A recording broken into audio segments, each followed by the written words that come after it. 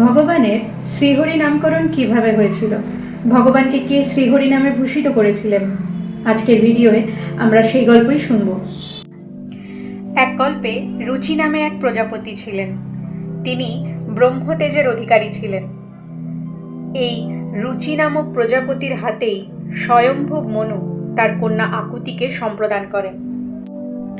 প্রজাপতি রুচি এবং স্বয়ম্ভু মনুর মধ্যে শর্ত হয় যে রুচি এবং আকুতির যে পুত্র সন্তান জন্ম নেবে সেই পুত্র সন্তানকে স্বয়ম্ভু মনুকেই তাদেরকে দান করতে হবে। রুচি এবং আকুতির পুত্র সন্তান হিসাবে স্বয়ং ভগবান বিষ্ণু জন্মগ্রহণ করেন। তার নাম রাখা হয় সুযজ্ঞ। সুযজ্ঞ বিবাহের পর সুযম নামক দেবতাদের জন্ম দেন এবং ত্রিলোককে ঘোরতর দুঃখ থেকে হরণ করেন।